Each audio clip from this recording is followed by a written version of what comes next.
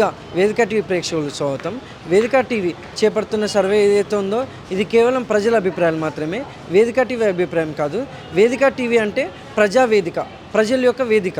ఈ వేదికలో ప్రజలు వాళ్ళకున్న సమస్యలు, ఇప్పుడున్న ప్రభుత్వంలో కాంగ్రెస్ హయాంలో రేవంత్ రెడ్డి గారి పాలన ఏ విధంగా జరుగుతుంది, 6 గ్యారెంటీలు ప్రజల చేతులకు ఏ విధంగా అందుతున్నాయి, మరి గతంలో కేసీఆర్ గారి పాలన ఏ విధంగా ఉంది అనే అంశాలపై ప్రజల యొక్క అభిప్రాయం తెలుసుకునే ప్రయత్నంలో భాగంగా ఈ సర్వే చేయబడుతున్నాము. రిపోర్టర్ కార్తిక్ గౌడ్, వేదిక టీవీ. నమస్తే సార్. నమస్తే. మీ పేరు సార్? ఉప్పారెడ్డి. ఏం చేస్తుంటారు సార్? వ్యవసాయం చేస్తాం. గ్రామం, మండలం? గుండెపల్లి, దంతాలపల్లి మండలం. సీఎం రేవంత్ రెడ్డి గారి పాలనపై మీ అభిప్రాయం ఏంటి సార్? వ్యవసాయదారులకు ఎలా ఉందంటారు, దానిపైన మీ అభిప్రాయం ఏంటి? మంచిగా లేదు. ఏ విధంగా రైతు బంధు వేయలే ఇప్పటి వరకు. ఆయన అన్నయ్య ఏం చెప్తాడు, ఏం మంచిగా ఏం లేదు. కేసీఆర్ బెస్ట్. ఏ విధంగా? ఆయన వాటర్ తెచ్చిండు, కరెంటు తెచ్చిండు, రైతులకు మంచిగా రైతు బంధు వేసేది అన్ని ఇచ్చిండు. ఈయన ఏం చేస్తాడు? ఏం చేయలేదు. మరి ఇప్పుడు కూడా చూసుకుంటే ఒకదాని తర్వాత ఒకటి అవుతుంది కదా, కరెంట్ అని, గ్యాస్ అని ఉన్న బడ్జెట్లో. గ్యాస్ ఏందండి? గ్యాస్ అన్ని ఉండు చేయలేను. గ్యాస్ లెక్క అది కాదు కదా. మనం చేస్తానికి బతుకుతానికి కావాలి కానీ గ్యాస్ ఫ్రీ బస్సులు ఇవన్నీ అక్కర్లేని బస్సులు కాదు తప్ప ఏముంది చెప్పు. అక్కర్లేని. Thank you sir. నమస్తే సార్. నమస్తే. మీ పేరు సార్? నా పేరు ధన్లాల్. ఏం చేస్తుంటారు సార్? వ్యవసాయం పై. గ్రామం, మండలం? తుంగదుర్తి. సీఎం రేవంత్ రెడ్డి గారి పాలనపై మీ అభిప్రాయం ఏంటి సార్?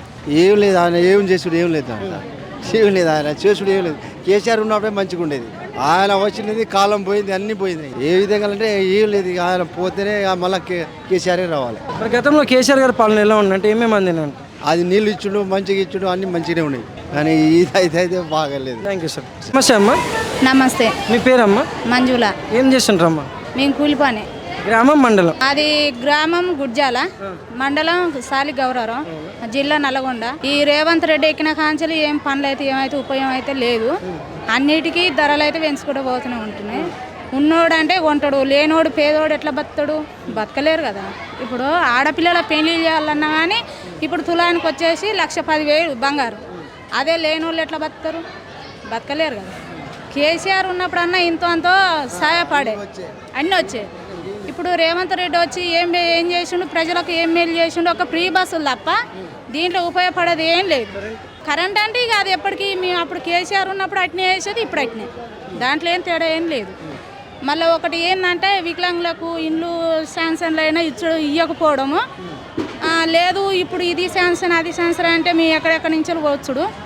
కానీ వికలాంగులకు అయితే ఎటువంటి అవకాశం లేదు గవర్నమెంట్ తరఫు నుంచి. రేవంత్ రెడ్డి ఉన్నప్పుడు లేదు, కేసీఆర్ ఉన్నప్పుడు లేదు. మా ఊరికి బస్సులు లేవు. మాకు ఎటన్నా ఊర్ల పైన పోయి రావాలన్నా మీ ఆటో ఎంగే కట్టుకొని 500, 1000 రూపాయలు 5 ఈటికే స్టాపు. మా ఊరికి బస్సు లేదు, ఏది లేదు. ఎటన్నా కార్యాల పోవాలన్నా ఇబ్బంది, ఏమన్నా అర్జెంటు ఎటన్నా వెళ్ళాలన్నా మాకు ఇబ్బంది. టయానికి వెహికల్ అన్నది లేదు. మరి గతంలో కేసీఆర్ గారి పాలనపై మీ అభిప్రాయం ఏంటమ్మా? ఏం లేదు, అది పింఛన్లు తప్ప కేసీఆర్ చేసింది కూడా ఏం లేదు. ఇప్పటికైనా రేవంత్ రెడ్డి ఎక్కినా కేసీఆర్ ఎక్కినా ఉపయోగపడేది ఏంటంటే ఒక ఆడపిల్లలు ఉన్న వాళ్ళకు పెళ్ళిళ్ళు చేయాలంటే ఒక బంగారం రేటు మాత్రం ఖచ్చితంగా దిగాలి. ఈ పనుల గురించి, ఈ ఫ్రీ బస్సుల గురించి కాదు. అంటే నా ఒక్కదానికి కాదు, దేశం మొత్తం అంతే. ఆడపిల్లలు ఉన్నోళ్ళు అంటే ఉన్నోడు కోట్లు పెట్టుకుంటాడు, లేనోడు గుడిచెత్తు బంగారం తీసుకోవాలన్నా నానా అవసరాలు పడుతురు. టయానికి అప్పు పుట్టకుండా ఉన్నది కూడా వదిలిపెట్టి తింటారు. రేవంత్ రెడ్డి గెలిచినా కేసీఆర్ గెలిచినా బంగారం రేటు తక్కువ కావాలని మీదే అనుకుంది. ఇదొకటి. వికలాంగులకు మాత్రం ఇండ్లు మాత్రం ఖచ్చితంగా కావాలి. ఎందుకంటే నా భర్త వికలాంగులు, నాకు 3 ఆడపిల్లలు. ఇది ఏది లేదు మాకు అవకాశం. థ్యాంక్స్ అమ్మా.